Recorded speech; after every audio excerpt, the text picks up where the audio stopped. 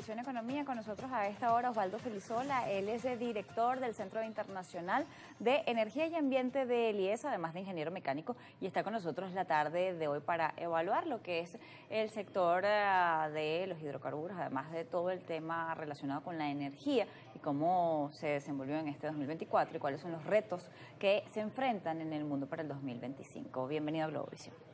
Muchas gracias, Marina, un placer que te audiencia. Gracias por estar con nosotros la tarde de hoy. Me gustaría conversar con usted respecto a estos temas y cómo estamos viendo el balance que nos dejó en el 2024 en cuanto a lo que han sido los temas de innovación en materia de energía y sobre todo el desempeño que ha tenido esta área en Venezuela y en el mundo. Bueno, para el caso venezolano hemos visto cómo la producción petrolera se ha mantenido relativamente estable, aunque el gobierno nacional indica que los datos registrados por PDVSA reportan casi unos 300.000 barriles de aumento en lo que va de año. Los reportes que dice la OPEP apenas los ponen por encima de los 50.000 barriles, casi todos producto de los acuerdos que se tienen con Chevron. Es una oportunidad que se está perdiendo porque el tema de la energía en Venezuela, las energías fósiles, petróleo y gas, están teniendo un mercado que cada vez, a pesar del hecho de que estamos aumentando producción, no lo aumentamos al ritmo que queremos o necesitamos considerando nuestra infraestructura. Recordemos que Venezuela tiene una capacidad instalada para producir 3,5 millones de barriles diarios. Y solamente estamos alcanzando cuotas tan, no voy a decir que marginales, pero de 850.000 barriles según la OPEP, da unos números muy especiales. Y más aún cuando tenemos una bestia como Guyana, que ya está por encima del 1.000.000 de barriles diarios. Efectivamente, cuando nos comparamos con la región, nuestra capacidad instalada, pero además nuestras metas para el 2025 hablan apenas de 1.200.000, aproximadamente 1.150.000 sería lo estimado.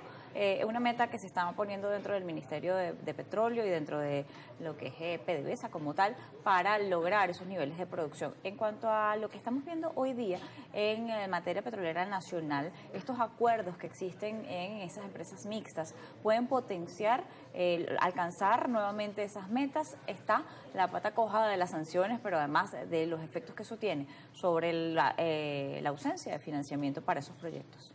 Yo entiendo que el tema de las sanciones es un tema políticamente sensible, se entiende, pero también veámoslo como el caso de países como Irán, que tiene también sanciones con muchísimo más tiempo que nosotros y su producción petrolera perfectamente está acorde con su capacidad.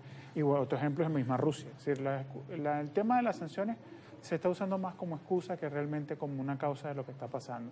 El tema que tiene Venezuela con el tema de la energía es un tema de desinversión. La industria petrolera necesita inversión urgentemente para poder aumentar producción. Se entiende que la economía nacional necesita los recursos, no se niega, pero también la industria petrolera, que al fin y al cabo es el que nos potencia. Y no solamente llegándonos al punto de la energía como fuente, dígase el petróleo como fuente de energía, sino también el tema del gas, que lo estamos viviendo ahorita, por ejemplo, el tema de la quema de gas y la situación que se está presentando con el Estado Nueva Esparta.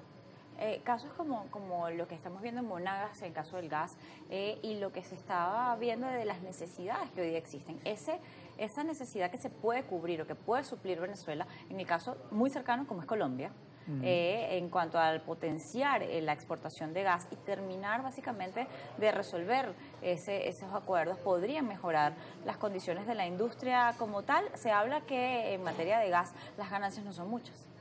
No son muchas, pero cada dólar que ingresa es bienvenido. El tema que hay que hacer con Colombia es una inversión importante en la conexión entre ballenas y... ¿Cómo se llama? El campo ¿Qué es lo que falta? Es ojo, ya operaba, pero lamentablemente se dejó de usar y tiene unos daños consecuentes. Y lo otro es tratar de venderle gas nada más y nada menos que a Trinidad y Tobago, que es un país que, a diferencia de Colombia, que tiene una matriz como la nuestra, relativamente mixta, entre petróleo, gas y energía hidráulica, Trinidad y Tobago no, casi el 95% de su energía viene de gas. Entonces, claro, pero ahí está el acuerdo con Campo Dragón y ya está el buque de exploración. ¿Qué podría generar eso? Pero eso no esperen, empezar derecho y nos salgamos por el tema de Campo Dragones, pero eso va a tardar más de 5 años en empezar una producción, mientras que lo otro lo podemos hacer en un par de años. Efectivamente, y lo veíamos, el mismo presidente de PDVSA decía que estimaban exportar la primera molécula de gas para 2027. Exactamente, que se está hablando, es que normalmente los proyectos de este envergadura entendemos que esto es un yacimiento, son aguas relativamente profundas para los estándares venezolanos, están a más o menos 150 metros de profundidad el fondo del mar. Para darles una idea, Venezuela tiene experiencia, básicamente con el lago Maracaibo, que son apenas 30. Estados Unidos tiene experiencia con monstruos de más de 1.200, pero en este caso, por lo menos el venezolano, significan fácilmente unos 3-4 años de inversión para tener la primera molécula que pueda ser procesada en Trinidad y Tobago. Pero, por ejemplo, los campos que tenemos en el norte del estado Monagas, podríamos perfectamente empezar a poderlos a producir y comercializarlos con los amigos de Trinidad y Tobago en prácticamente en un poquito más de un año. Porque estamos hablando de gas asociado a petróleo, es decir, hay que elevar los niveles de producción para poder extraer el gas que se pueda exportar. Exactamente, les recuerdo al público que la diferencia entre, ¿cómo se llama? Dragones, que es un gas seco, básicamente imagínense una bolsa de cuando se abre el yacimiento sale gas como... Directamente, como un globo de aire. Esto es un crudo que, ¿cómo se llama? Como un refresco. Es un refresco de soda. Efervescente. Efervescente, que básicamente lo que tiene adentro es el líquido, pero cuando sacas el líquido se viene el gas con él. Entonces el gas lo separamos. Tienes que separarlo. Exactamente. Tienes que separarlo, convertirlo en gas. Ahí es donde estamos hablando del cambio del gas natural al gas como tal, el gas licuado. Exactamente. Bueno, el tema de gas licuado se utiliza cuando se trata de, por ejemplo, un gas con poca presión. Exacto. Y que no lo quiere transportarlo, porque realmente el transporte de gas es mucho más fácil si se tiene que hacer de forma discontinua, hay que hacer un barco a través de un gas licuado. Lamentablemente, Venezuela tiene la opción incluso de llevar este tipo de gas perfectamente dentro de tuberías y, ¿cómo se llama?, gasoductos, perfectamente Trinidad y Tobago. Es decir, no hay nada que lo impida. Físicamente no hay nada. Básicamente, y sería mucho más viable. Mucho más viable y mucho más económico. Ahora, en las condiciones que estamos evaluando en este momento dentro de la operación como tal de la industria petrolera, cada barril que se incorpora al mercado es una posibilidad adicional de exportar gas y es una posibilidad adicional de mejorar las condiciones de la industria y reinvertir por lo menos esos recursos dentro de la industria petrolera. Se están haciendo los trabajos para esto, está clara las empresas, porque ese es otro de los puntos, que muchas de las empresas que son socias en operaciones mixtas no tienen no tenían el interés en materia gas. El tema del gas en Venezuela es que por la forma de legislación y por eso se descartaba.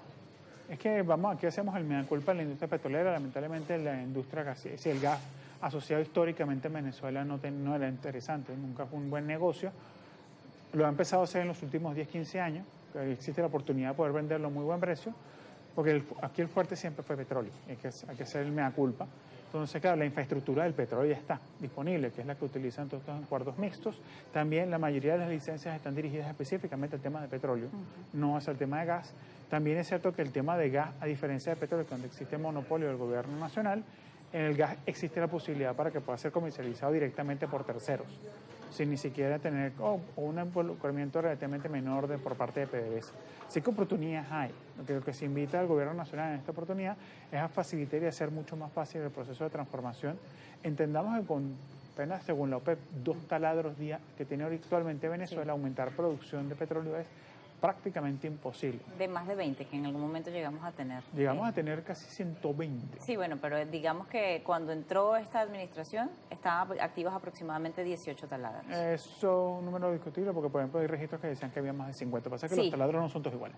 Exacto, bueno, pero los últimos reportes de Baker Hughes hablaban aproximadamente de unos 20. De unos 20 taladros. Vamos a hacer la pausa y al regreso me gustaría consultarle respecto a